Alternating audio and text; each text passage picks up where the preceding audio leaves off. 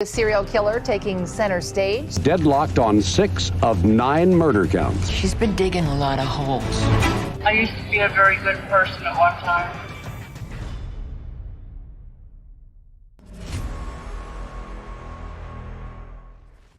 This is a question that we all had run through our minds. How could a sweet little granny turn out to commit such heinous crimes? Don't know what I'm talking about? Well, just keep watching to find out. Dorothea Helen Puente was an American convicted serial killer. In the 1980s, Puente ran a boarding house in Sacramento, California, where she took care of various elderly and mentally disabled boarders before suffocating them with a pillow, then afterwards proceeded to cash their Social Security checks. Her execution count reached up to a total of 9 victims, with 6 unconfirmed.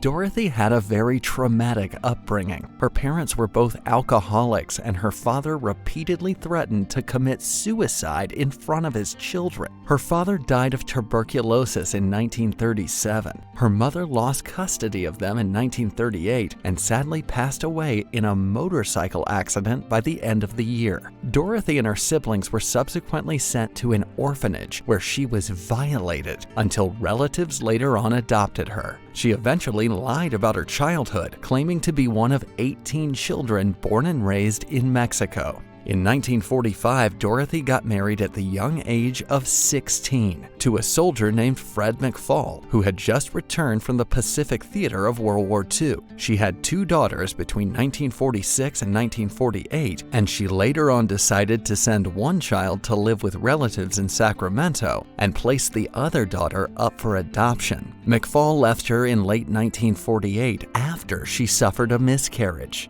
Dorothy had a mixed reputation among residents of the boarding home. She was disliked by many of the tenants who said that she was stingy and she wouldn't give them their mail or money. Others praised her for her small gestures of kindness or for her bountiful home-cooked meals. According to police estimations, her ill-gotten gains reached more than $5,000 per month. Dorothy's motivation for eliminating tenants was mostly driven by a financial nature. There appears to have been a series of gruesome executions shortly after Dorothy began renting out space in the residence at 1426 F Street.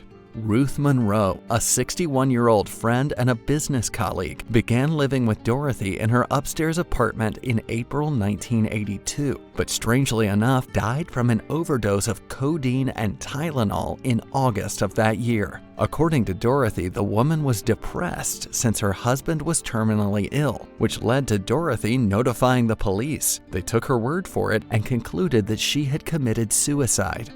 Or was that the case?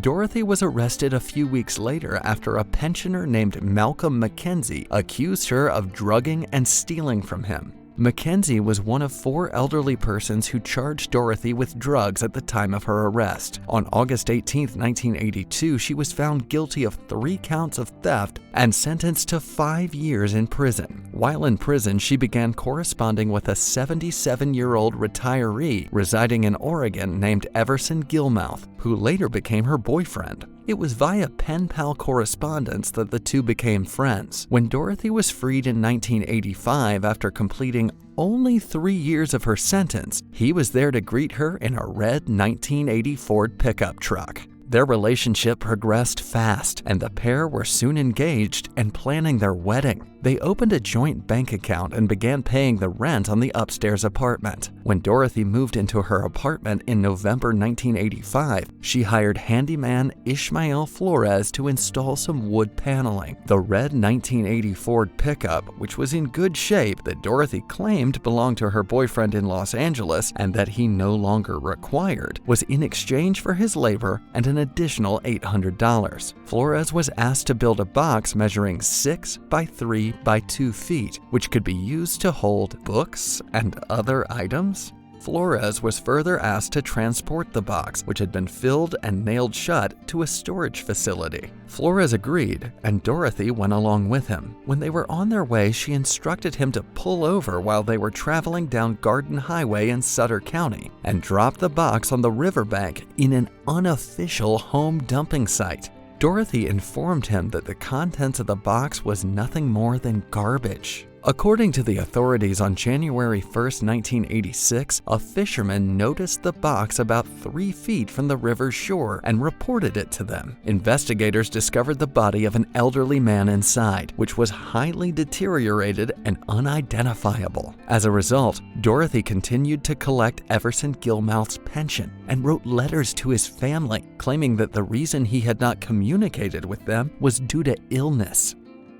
She continued to operate a room and board business, taking on 40 more tenants. Shockingly, Gilmouth was unidentified for 3 years since his body was found inside the box. While continuing to accept senior residents, Dorothy gained popularity among local social workers due to her willingness to take on difficult cases, such as drug users and abusive tenants. Rather than delivering renters' monthly mail to them, she collected it and paid them a small allowance and pocketing the remainder for expenses. At least 15 times during the period, parole officers visited Dorothy, who had been instructed to remain away from the elderly and refrain from handling government checks. Parole agents visited her at the residence, where unfortunately, no violation was discovered. The first signs of suspicion were raised when neighbors became aware of the unusual behavior of a homeless alcoholic known only as Chief, whom Dorothy claimed she had adopted and appointed as her personal handyman. Chief was assisting Dorothy with digging in the basement and moving ground and trash away with a wheelbarrow. The basement floor was covered with a concrete slab at the time of the incident. Later, Chief demolished a garage in the backyard and replaced it with a new concrete slab as well. Chief vanished without a trace not long after. Alvaro Montoya, a developmentally handicapped schizophrenic who had been reported missing by his social worker, went missing on November 11, 1988, and the police launched an investigation into his abduction. After observing disturbed dirt on the property, police further went on to hire a team to dig up around the rest of Dorothy's property, where to their disturbance, they discovered the body of Liana Carpenter, who had lived there for many years. Later on, another 7 decomposed bodies were found. Dorothy was arrested and accused of 9 executions in total, was found guilty of 3, and was sentenced to 2 life sentences. Surprisingly, Dorothy was not immediately identified as a suspect during the initial investigation and was allowed to leave the site, apparently to purchase a cup of coffee at the neighboring hotel. Instead, she escaped to Los Angeles, where she encountered an elderly pensioner she met at a pub and became friends with him. The senior, on the other hand, recognized her from the police reports he had seen on television and alerted the police. Her trial was relocated to Monterey County, California, as a result of a motion filed by her attorneys Kevin Climo and Peter Vlautin to change the venue of the trial. Initially scheduled to begin in October 1992, the trial concluded 1 year later. The prosecutor, John O'Mara, worked as a homicide supervisor in the Sacramento County District Attorney's Office at the time. O'Mara called more than 130 witnesses in her case. According to their testimony before the jury, she drugged her tenants with sleeping medication, then proceeded to smother them to death. He also claimed that she had recruited prisoners to dig the holes in her yard. O'Mara's introduction of her prior convictions during the punishment phase of the case brought attention to the prosecution's penalty phase. The defense summoned several witnesses who testified that Dorothy had a giving and caring side to her, as well as several other witnesses, including her long-lost daughter, to testify in her defense. In their testimony, they described how Dorothy had assisted them in their teens and steered them towards successful careers. Experts in the field of mental health testified about Dorothy's harsh background and how it inspired her to work with the less fortunate, while at the same time acknowledging she had a dark side brought out by the stress of caring for her distressed tenants. They agreed that she possessed a dark and evil streak. During O'Mara's closing argument, he concentrated on Dorothy's merciless crimes. Can anyone be held accountable for their actions in this world? They were human beings with the right to life. They did not have many possessions, no houses, no cars, only their social security checks and their lives to fall back on. The most appropriate punishment for her actions is death.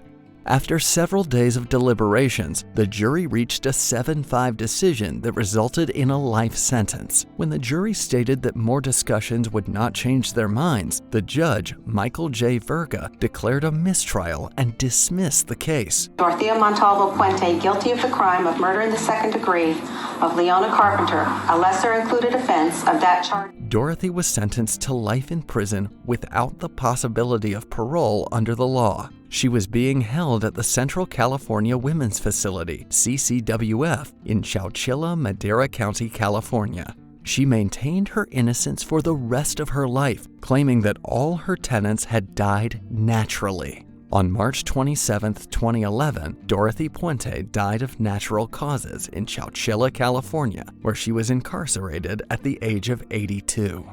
What are your thoughts on this case? Let me know in the comment section below, and don't forget to hit that link and subscribe button to get updates on more thrilling videos. Thanks for watching.